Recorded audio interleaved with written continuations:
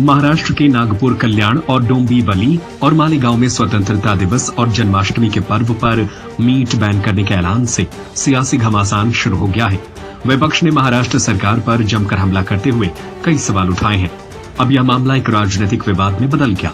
विपक्षी दलों ने इसे लोगों की खान पान की आजादी में हस्तक्षेप बताते हुए महाराष्ट्र सरकार पर हमला बोला। वहीं सत्ता पक्ष ने इस फैसले को सही व जायज बताया है। विपक्षी नेताओं का कहना है कि त्योहारों के नाम पर इस तरह के बैन से सामाजिक सद्भाव बिगड़ सकता है और यह निर्णय किसी एक समुदाय के भावनात्मक एजेंडे को साधने के लिए किया गया है। विपक्ष का आरोप है कि यह परंपरा के नाम पर राजनीति है। कांग्रेस, रांकपा और अन्य विपक्षी नेताओं ने सवाल उठाते हुए कहा कि राज्य के लोग अपनी खान पान का निर्णय खुद लेने में सक्षम है और सरकार को व्यक्तिगत स्वतंत्रता में हस्तक्षेप नहीं करनी चाहिए। वहीं नगर निगम प्रशासन ने साफ कहा है कि यह आदेश परंपरा और धार्मिक भावनाओं के सम्मान में लिया गया है। उनका कहना है कि कुछ विशेष त्योहारों पर वर्षों से मीट की बिक्री रोकने की परंपरा रही है और इसे इस साल भी बरकरार रखा गया है।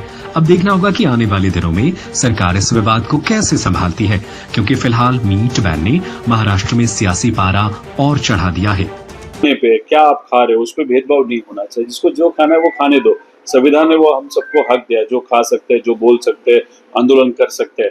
अगर वहां पे कोई सख्ती करता है तो वो संविधान के खिलाफ है। अगर अजीत दादा सिर्फ मीडिया के सामने स्टेटमेंट देने के लिए वो स्टेटमेंट दे रहे, लेकिन उनके खुद का पद का इस्तेमाल वो नहीं करेंगे। अरे भाई, इस देश के अंदर मीट ही बंद कर दो ना। इस देश में मीट ही बंद कर दो। बीफ एक्सपोर्ट में नंबर 1 बनोगे, लोगों को खाने नहीं दोगे। क्या कारोबार चलाने के लिए करना चाहते हो काम? भाई बीफ एक्सपोर्ट मैं तो खाता नहीं, मुझे तो ये कह नहीं सकता, मैं तो खाता नहीं।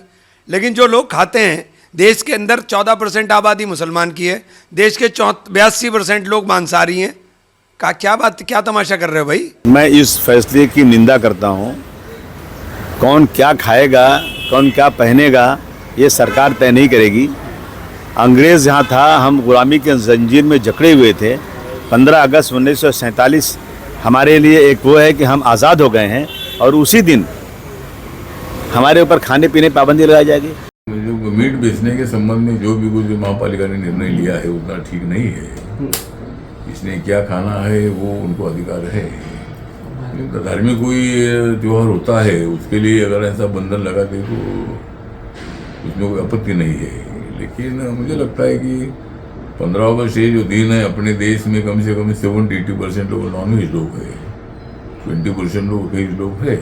देश के तिरंगे के नीचे खड़े होकर राष्ट्रगान गाकर भारत माता के जयकारे लगाने का जश्न है।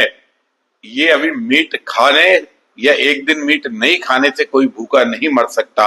हम सब देश की एकता में भरोसा रखें। मैं आपसे यही उम्मीद करता हूं बैरिस्टर साहब, उम्मीद है कि आप देश की एकता के साथ चलेंगे और शहीदों को नमन करेंगे। सत्य खबर, सत्य, सटीक, बेबाक।